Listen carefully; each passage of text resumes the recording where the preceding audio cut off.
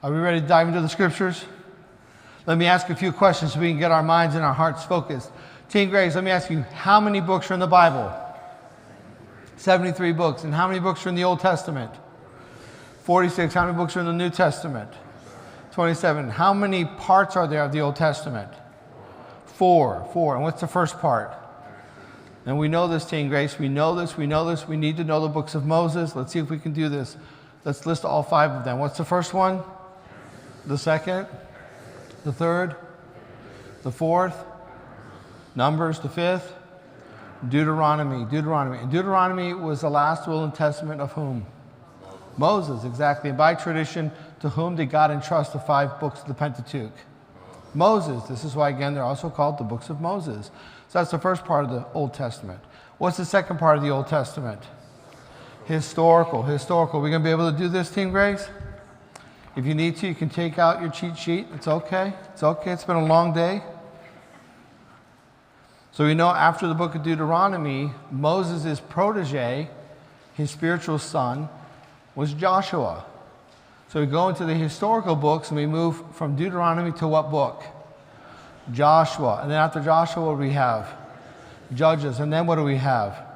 Ruth. My goodness, if you haven't read the book of Ruth, read the book of Ruth tonight or read it this Lord's Day, this coming Sunday. It's powerful. It's not very long. Ruth was the great-grandmother of King David, a holy, powerful woman, a woman of great loyalty and great love. You need to know her story. After Ruth, what? 1 Samuel was about the rise of what king? Saul. Yes, we can say Saul, but really, who was the real one, like the big one? David, exactly. 1 Samuel is all about the rise of King David. Yes, about Samuel. Yes, about Saul. That's correct. But when you think of 1 Samuel, you want to think David. It's all about David. So 1 Samuel is about whom? David. It's about the rise, the development of David's kingdom. Then we have, after 1 Samuel, what do we have? 2 Samuel. That's about the rule of King David. Pretty awesome. Now, what's amazing about 2 Samuel is who is not mentioned in 2 Samuel? Samuel. That shows you how powerful a prophet he was. He has a whole book named after him, and the man is not even in the book, not even referenced. After 2 Samuel, what do we have? 1 Kings, and then?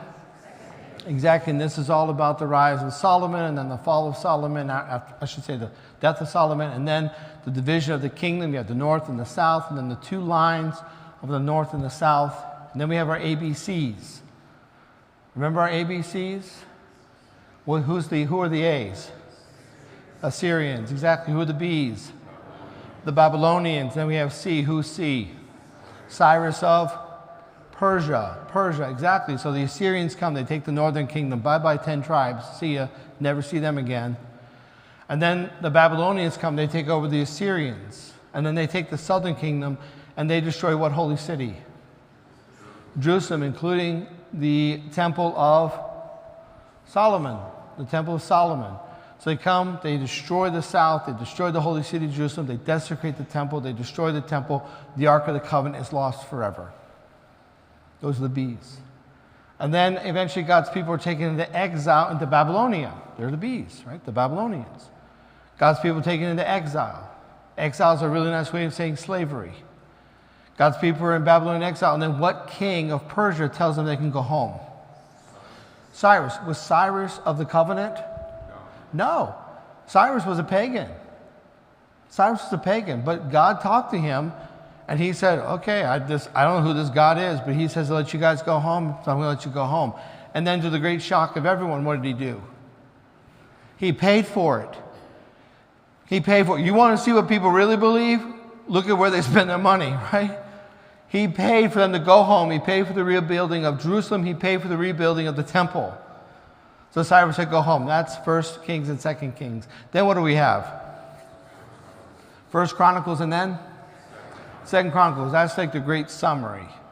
So if you read 1 and 2 Chronicles, regrettably, it has a lot of genealogies, and some parts you have to have a little bit of background in the Old Testament.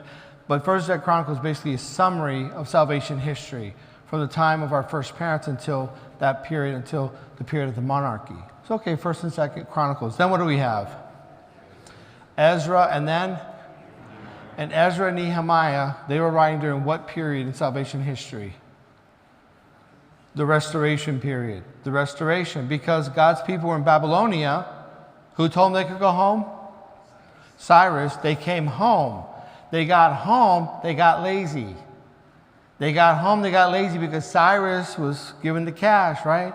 There was a lot of corruption. Cyrus was paying for the rebuilding of Jerusalem and the rebuilding of the temple. Guess what? Temple wasn't getting built. Woo! But there were some nice houses going up. Uh-oh, call in Doge, right? You know, we got some problems here, right? So Ezra is the priest, and he starts admonishing God's people. And Nehemiah, he's the political leader. He's the one who represents Cyrus. He's Jewish, he's of the covenant, but he represents Cyrus, and he's telling God's people, you better get your act together. God even raises up prophets in order to denounce his own people because they're slacking off. They're not doing what God has asked. God just brought them back from exile. God spoke to the heart of an unbeliever. God made sure that it was paid for. They returned to the Holy Land. They returned to Jerusalem, and they wouldn't build the second temple. They were too worried about building their own houses. Well, I have a family. I have responsibility. I have children. I have to build my own house. And God raised up prophets to denounce his own people. Eventually, through the work of Ezra and Nehemiah, God's people began to focus on the second temple, but their hearts weren't into it. That's why the second temple, now, objectively, it didn't have the Ark of the Covenant, so the odds were against them. But subjectively, they just didn't care. The second temple, well, they were slumming it. So much so that we are told that the elders who lived, they must have been old, the elders who lived who had seen the temple of Solomon, when they saw the second temple, they wailed and cried in grief and sorrow because it was so ugly compared to the temple of Solomon. Right? So we have Ezra and Nehemiah. That's the restoration period. And then what do we have? Tobit, and then. Exactly. So those first three, Tobit, Judith, Esther, those are called the novellas. Now remember how I told you how the 4 parts of the Old Testament, that's not set in stone? So there are some divisions where they put them separate. So they call them the historical novellas. Our part, we put them in the historical books. We keep them in the part of 4 major parts of the Old Testament. So the novellas. So we got Tobit, Judith, Esther. And you know which one I want to talk about? Judith, but I'm not going to talk about her. Okay, maybe I will. These novellas are awesome. They're like little stories. So Tobit, his dad, some guy owes his dad some money, so his dad sends him and says, go get my money. And on the way, he's having all these adventures, and Raphael is sent to him, the archangel, to guard and protect him. And on the way, he finds this woman that he's attracted to, say, hey, baby, but she's plagued by a bad spirit. Every time someone tries to marry her, the demon kills them. So he's like, I know what to do. I know what I'm doing. So he marries her. She must have been really attractive, by the way, right? I mean, she had a really good personality, okay, right? Okay. And before they go to the wedding bed, he takes his wife and they kneel and they pray. And that was the difference. They consecrated their marriage with prayer. And the bad spirit had no power over them. So, and then he comes home and he tells his dad, hey, look, not only did I get your money, but welcome, you can meet your daughter-in-law, right? You know, that's Tobit. Another great story. You want to make sure you read Tobit. Then, of course, we've got Judith, that holy woman, that widow. No one thought she's a woman, she's a widow, she's poor. What could she do? Well, she destroyed the general, cut his head off of the opposing army. Again, she must have been very attractive because she went into camp. She's like, hey, baby, right? And she got the general's attention. And the general's like, how you doing? She's like, oh, hey, I'm so lonely, right? So he invited her into his tent, and when she had the chance, she cuts off his head. Then she takes his head, goes back to the generals of God's people, throws the head at the generals of God's people and says, now, will you let me go and be a woman and do your job and protect the people? That's a story worth reading, isn't it? Judith is the feminine form of what name? Whenever you see Judah in the Old Testament, something's about to happen. Because the Judites, when they came on the scene, something happened. They just took action. Sometimes they were a little too zealous, okay? But something's about to happen. Judith, daughter of Judah, the tribe of Judah, things are happening. And then we have the story of Esther, the good queen. You know what's consoling about Esther?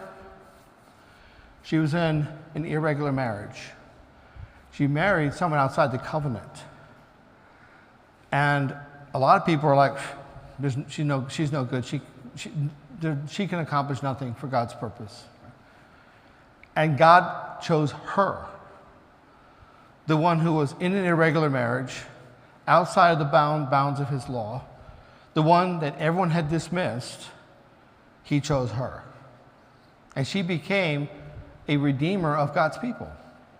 She was one who rallied the cause to the king to protect God's people. So it just goes to show, don't dismiss anyone. Don't dismiss the people you think are stuck in sin. When the Lord said, tax collectors and prostitutes will enter the kingdom of God before you, he wasn't kidding. Right? So that's the story of Esther. Okay, so we got the novellas. And then after that, what do we have? First Maccabees. And then what do we have? Second Maccabees. And that was all about the occupation by what culture, by what group? The Greeks. Do you know in Second Maccabees there's a story about the prophet Jeremiah? He shows up. He gives an apparition to the generals of God's people. He shows up and he starts speaking to God's people and telling them, you need to do this, you need to do that, you need to go here. So First and Second Maccabees, very powerful. Again, very mystical, definitely worth the read. Okay, those are our historical books. What's the first part of the Old Testament? What's the second part of the Old Testament? What's the third part of the Old Testament? Wisdom, exactly. What's the first wisdom book? Job, exactly. We talked about that last time. And then what? And then? And then? And then? And then? And the seventh one?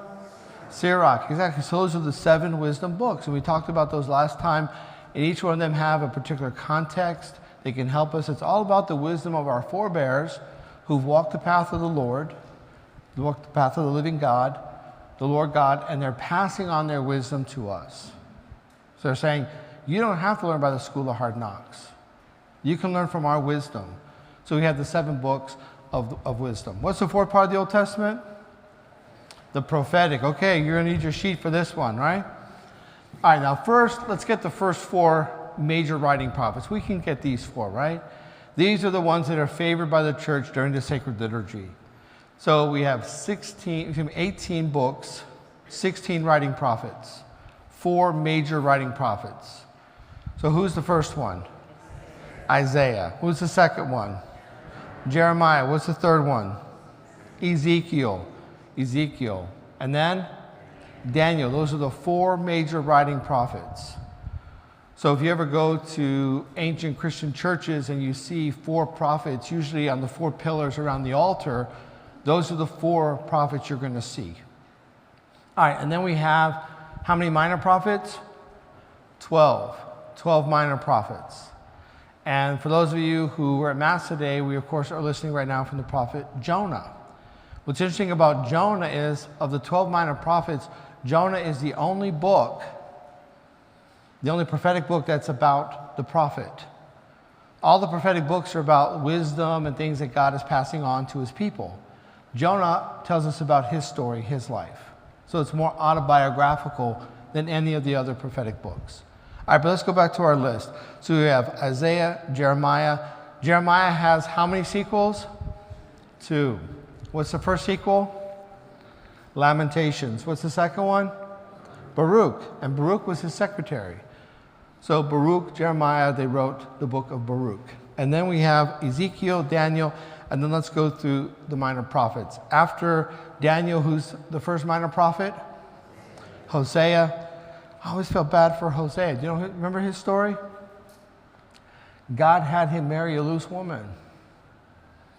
And every morning, the prophet had to wake up and go find his wife in somebody else's house that she had been shacking up with, and bring his wife home. And all the other men would stand there and mock him as he brought his wife back to his house.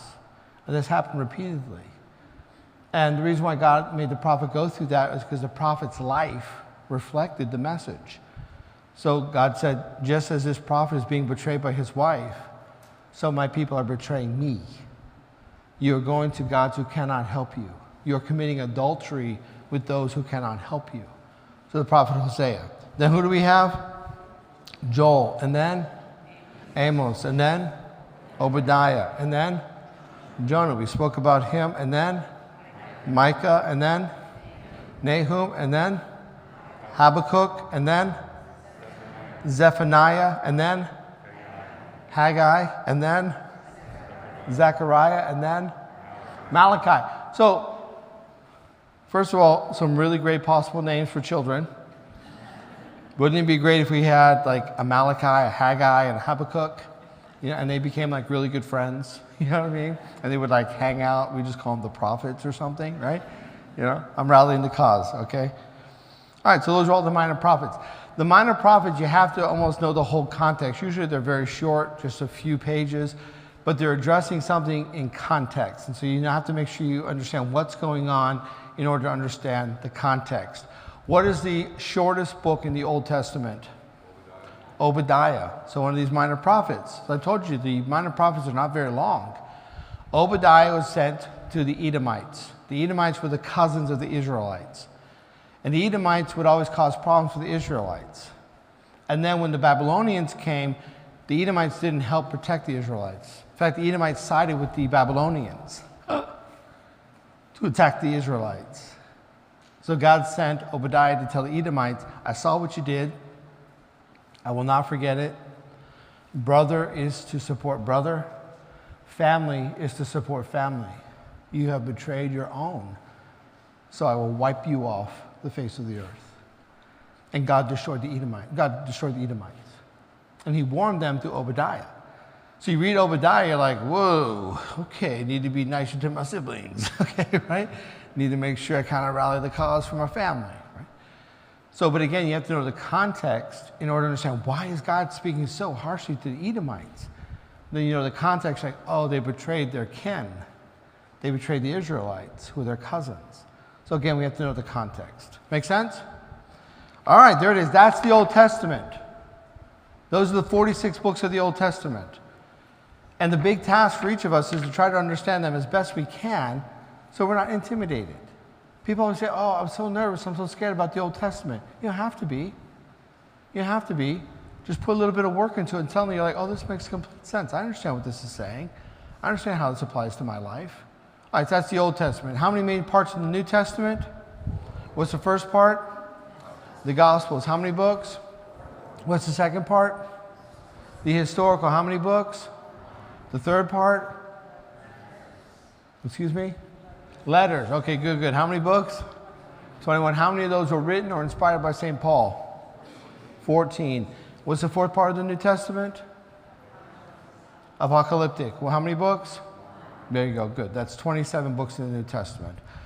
All right, Team Grace, let's go ahead and dive into our portion of Scripture tonight. If you join me in the book of Exodus, we're going to Exodus chapter 28. Tonight we got a fashion show for you. We're going to talk about the vestments of the priest. So now you'll recall that at this point, Moses is still with God. God's people are at the base of Mount Sinai, Mount Horeb. Moses is up in the cloud. He's up with God. God is describing how he wants his people to worship him. Because remember, God liberated his people for what? For worship. For worship. So now getting to Mount Sinai, this is only some 2 months after their liberation from Egypt. They're there at Mount Sinai, and God is beginning to describe for Moses what he wants. So he's just finished describing the tabernacle, the holy place, the most holy place, the court. We went through all that. And now he shifts his attention. He's going to talk about his priesthood. And he's going to speak about the priesthood in the context of the clothing that he wants the priests to wear. So chapter 28 of Exodus is not about clothing. So I joke and say it's a fashion show. but it's actually God teaching his people about the importance of the priesthood through the vestments that they'll wear. So with that understanding, let's go to chapter 28, verse 1. Then bring near to you Aaron, your brother, and his sons with him from among the sons of Israel to serve me as priests. Aaron and Aaron's sons, Nadab and Abihu, Eleazar and Ithamar. So right there from the beginning now, Moses saying to Aaron, remember, Moses is on the mountain, Aaron's like halfway, and then God's people are at the base. Moses now saying to Aaron, God is saying, get Aaron and Aaron's sons. They're going to serve me as priests. So right away, what do we see? The priesthood is not something that someone is going to choose. It's not a career option. God is the one who has chosen the lineage of who will be his priests and who will not. The priesthood is not something you can aspire to. You can't have ambition to become a priest. No, it's established. It will be Aaron and his sons. So God is saying to Moses, you will bring me Aaron and his sons. He lists the sons, and then verse 2. And you shall make holy garments for Aaron your brother, for glory and for beauty. So why are the priests going to be all dressed up? And let me tell you, some good vestments.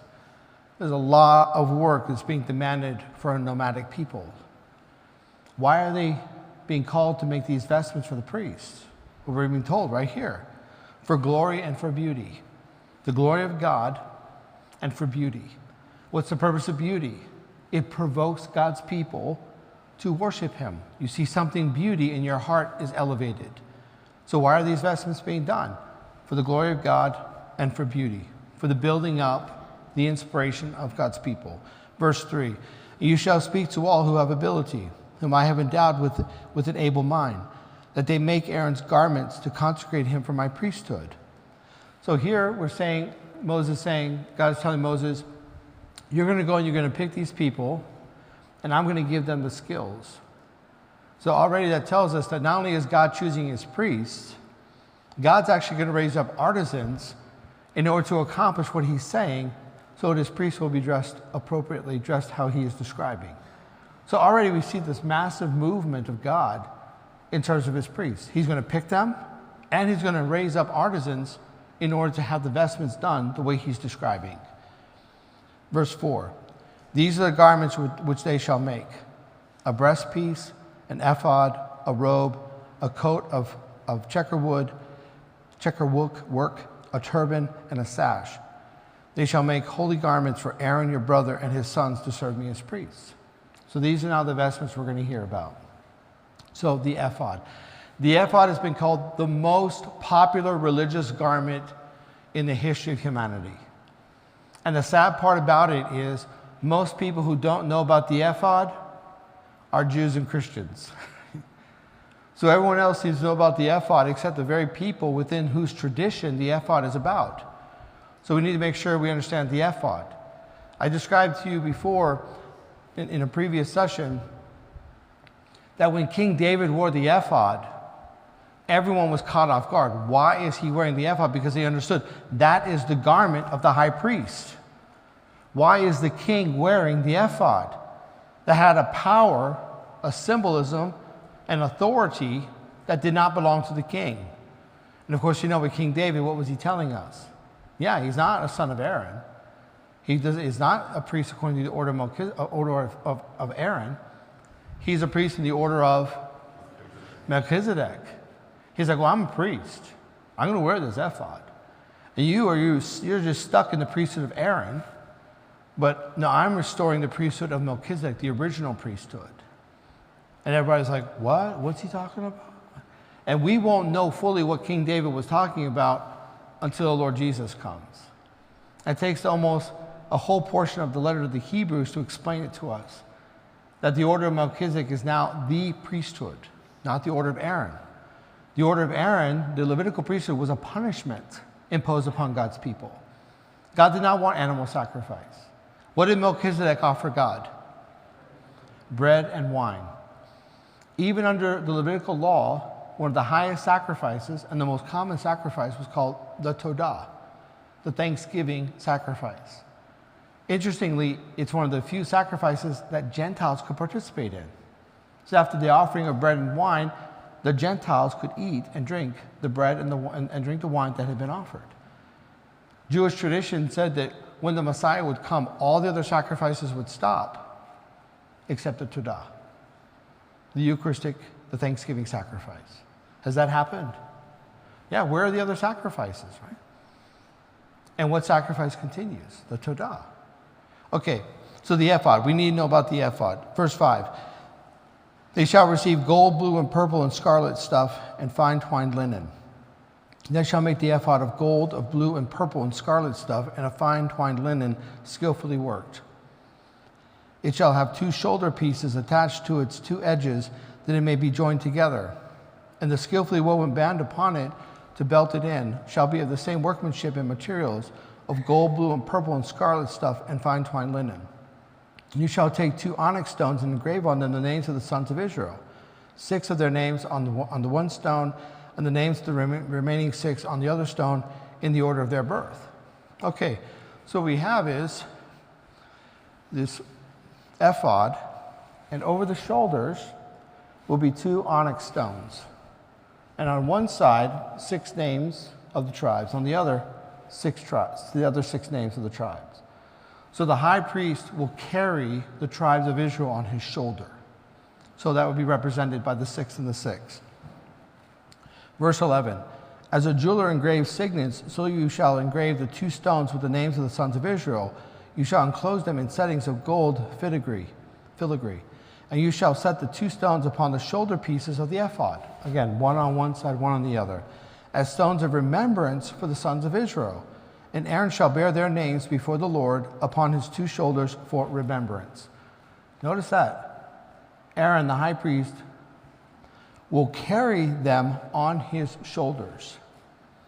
Now, I remind you that the early fathers of our faith saw everything in the Pentateuch as representing something that Jesus would do.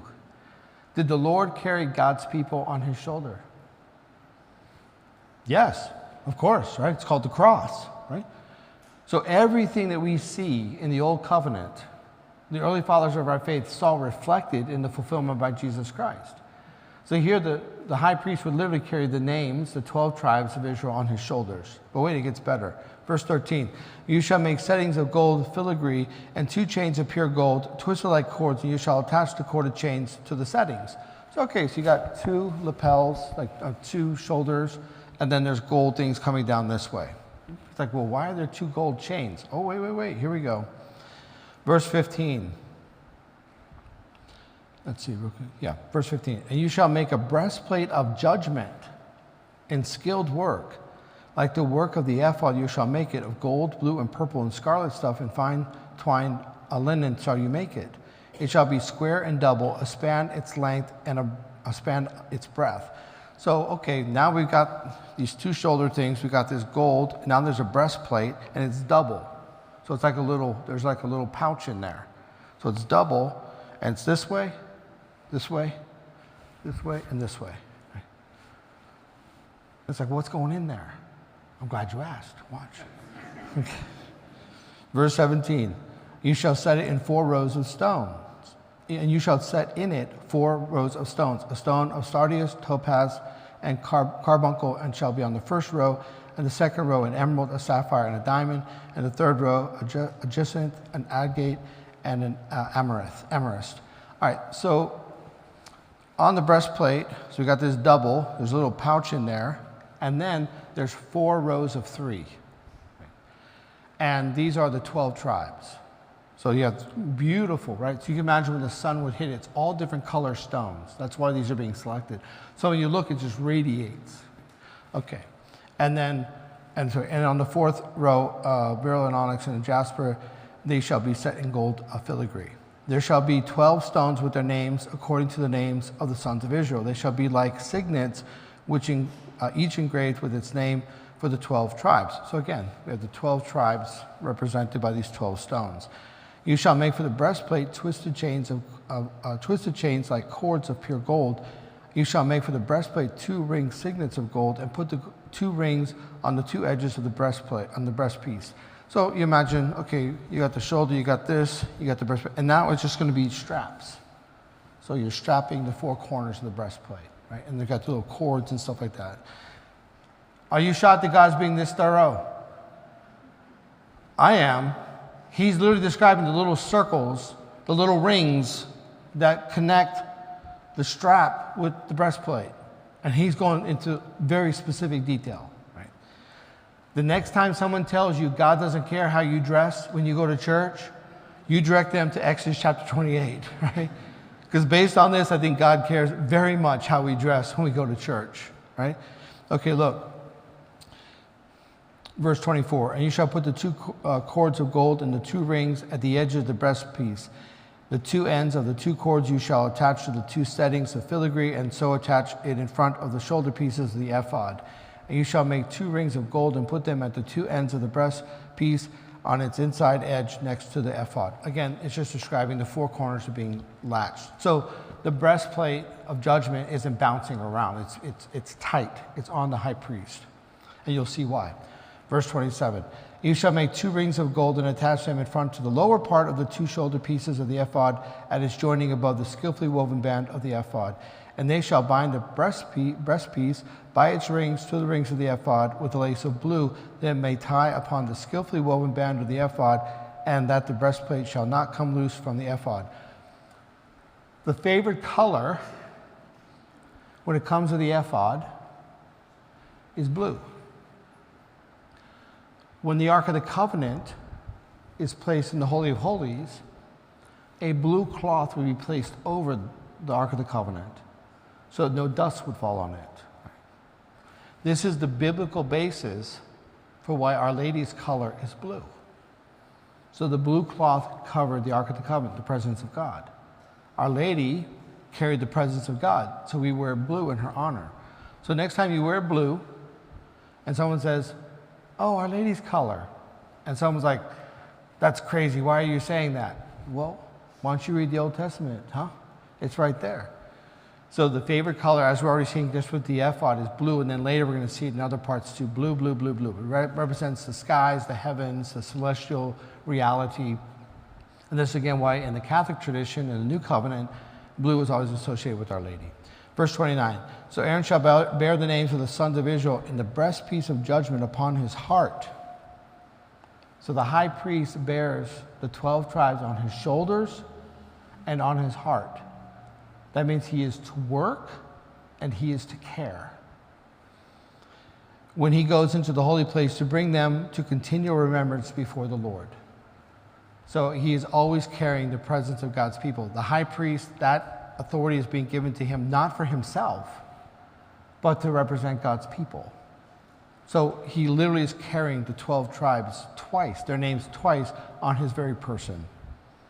Verse 30, and in the breastpiece of judgment you shall put the Urim and the Thummim, and they shall be upon Aaron's heart when he goes in before the Lord. Thus Aaron shall bear the judgment of the sons of Israel upon his heart before the Lord continually.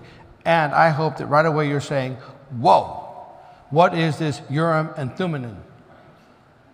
What up with that, right? Well, that is what we refer to as dice. Right? So it's two dice. It was most likely very, very beautiful, shiny stones. And one said yes, and one said no. And where do you think, look at the passage, the high priest kept those two stones? In that little pouch. So when I was asking you, why do you have the little pouch? Now you know. He put those two little stones in there. And whenever he went to the Lord to offer worship, those stones were with him. So he was encountering the Lord. He was in the presence of God. And then when he was out about God's people, and they would come and they would say, oh, should we go here? Should we do that? Should we attack this person? Should I forgive my brother? Should I pay for that oxen that fell into the little trench over there? The high priest would pray, put his hand in the breastpiece of justice, pull out one. No. Put it there. Still no. Right? So the breastpiece, the breastplate of justice, the breastplate of judgment, because that's where the two stones would. Now, when we hear about that, we think, oh, this is kind of ridiculous, right? But not really. I mean, how do people make decisions now? Well, I think, maybe. It's like we can be just as fickle. But here, the high priest is before God. It's literally on his heart. It's there beneath the 12 stones, the 12 tribes. God, the high priest is offering worship to God. And when a decision has to be made, there he is. He can keep objectivity. There's no, well, you're just doing that because you're favoring this tribe. You're just doing it because you want to reward this clan. No, the high priest can go and he can shake and then that's it. Nope, yes, no. And that's how decisions were made. If a judgment was brought before the high priest, that's how the high priest decided. Okay, so let's keep going. Verse 31. And you shall make the robe of the ephod all of blue. So there was a white undergarment, because men sweat. And then there was the ephod, the blue, over it. And then again over that. We're almost going backwards now, because you heard about the breastplate and the shoulder stones. So you had a white garment, then you had the blue ephod, and on the ephod was the breastplate. And usually when you think of the ephod, you think of the breastplate, because that became a symbol of Israel, the symbol of God's people. So it had to be blue. Verse 32, it shall have in it an opening for the head with a woven binding around the opening like the opening of a garment, that it may not be torn. I always defer to divine wisdom, but I am kind of intrigued by this. Like, who was going to mess that up, right? God's like, you're going to make a robe, the ephod, and when you make it, make sure you leave a hole so they can put their head out. Right? Do you know what I mean? Like who messed up the first one? Right? Where God is like, you had one job. Okay, right? Okay, fine. You know, leave a hole for the head. Right? You know, it's kind of like when you see these ridiculous descriptions and things, like, you know, like on ladders. You know, it's like, do not go on top step. Right? It's like, really? Like, who does that? Right? I guess some contractors might do it, but you know, anyway. Verse 33, on its skirts you shall make pomegranates of blue and purple and scarlet stuff around its skirts with bells of gold between them. All right, now this is interesting. I was reading something and they thought, the author thought that, of this article, thought that the pomegranates were actually like the fruit. No, it's here, it's like a ball of yarn. You know, you can take the ball of yarn, you do like this, and then it's like a ball, and it has something like that. So it looks like the fruit, so the pomegranate, but it's not fruit, it's just a collection of cloth. So on his garments, the bottom of the ephod, it would be a pomegranate, a bell, a pomegranate, a bell, a pomegranate, a bell, right? And here's why. Verse 34, a golden bell and a pomegranate, a golden bell and a pomegranate round about on the skirts of the robe, and it shall be upon Aaron when he ministers, and its sound shall be heard when he goes into the holy place before the Lord, and when he comes out, lest he die. So he's wearing these bells and the pomegranate. The pomegranate just actually subdues the bell, so it's not annoying, right? But basically when the high priest would walk, people would hear. And so if they heard the bells, they would know the high priest is about to offer sacrifice. Or when he was in the holy place, or the most holy place on the Day of Atonement, they would know exactly what's happening. If the bells stopped, then it meant that the high priest was killed. So remember, the whole time, whenever the high priest, especially on the Day of Atonement, when he would go into the Holy of Holies, no human being should be in the presence of God. And so they heard those bells to know that the high priest was still alive. And they could also track worship. Is there any other tradition that uses bells that helps people to track worship? Right? A little more subdued than this, right? But we can understand that. During the Eucharistic prayer, bells still help us. Of course, in the Christian tradition, bells symbolize joy. So we announce with one bell, boom, the Holy Spirit's here. So in the epiclesis, the Holy Spirit has come. And then during the transubstantiation, when the bread and wine become the body and blood of Jesus Christ, we see three bells, right? Symbols of joy. But they also serve the practical purpose of helping the worshipers, helping the believers follow along with worship. Okay, so the high priest, he's decked out now. He's got some pomegranates and he's got some bells. Verse 36, and you shall make a plate of pure gold and engrave on it, like the engraving of a signet, holy to the Lord. So you had this, like, kind of like a headband, and it was gold, Now, again, mind you, everything God's asking is requiring immense sacrifice and skill. So a couple of things we can learn is, first of all, God's people really did take some stuff from their Egyptian masters, right? Also, they learned skills, the skills of artisanship from their Egyptian masters. So everything that they received from Egypt, God is telling them to put in his service. Their skills, the gold, the thread, all of the pricely things that they have taken, God's now commanding them to use for worship, for his worship. So the high priest would have this headband. Verse 37, you shall fasten it on the turban by a lace of blue. It shall be on the front of the turban. It shall be upon Aaron's forehead, and Aaron shall take it upon himself any guilt incurred in the holy offering which the sons of Israel hallow as their holy gifts. It shall always be upon his forehead, that they may be accepted before the Lord. So anyone who's offering bad worship, like chewing gum, or chit-chatting, that the high priest will take upon himself. And holy is the Lord, he would be reminding God to overlook or to forgive the negligence of his people during worship. And the high priest himself would represent that. Verse 39, you shall weave the coat in checker work of fine linen, and you shall make a turban of fine linen, and you shall make a sash embroidered with needlework. So the high priest would have kind of like this, it almost looked like, like chefs wear today, like at least the little puff hat, That's what it would look like. And then have that gold band. And then now we know back to the ephod, they'd have the white garment underneath and the blue. Then they have a sash. And then they have the breastplate. And they have the shoulder stones. So the high priest is looking pretty good. He's the best dressed man in Israel, okay? Best dressed man among God's people. Okay, look, verse 40. And for Aaron's sons you shall make coats and sashes and caps. You shall make them for glory and beauty. So Aaron is the high priest. His sons are priests, but they're not high priests. So they're going to get less ornate vestments. So there should be just blue with some sashes. Verse 41, and you shall put them upon Aaron your brother and upon his sons with him, and shall anoint them and ordain them and consecrate them, that they may serve me as priests. So now that God has said this is what they're going to be wearing, and this is why, put these garments on them and then consecrate them. So Moses is the one who initiates the priesthood, the Levitical priesthood. So Moses, on behalf of God, is one who is going to ordain Aaron and his sons priests. Verse 42, you shall make for them linen breeches to cover their naked flesh, from the loins to the thighs they shall reach.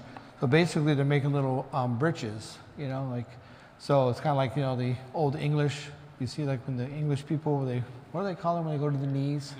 Knickers, yeah, So, and then later they become capris. No, I'm just kidding.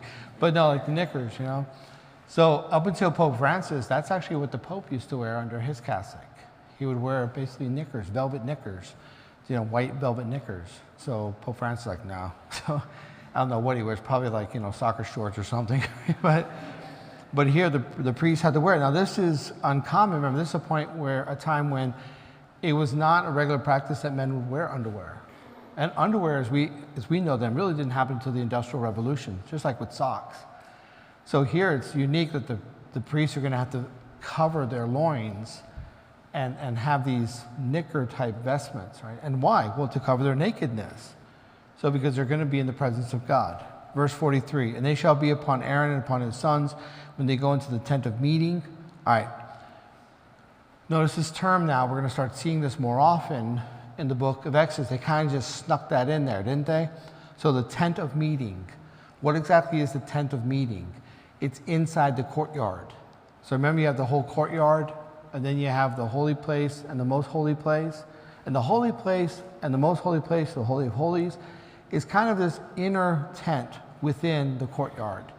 So the courtyard itself is a place of meeting, because whenever Moses needed to say something, he would stand on the edge of the holy place, and everyone, all God's people would be there, the tent of meeting. Why was it called the tent of meeting? Because God is coming to meet his people.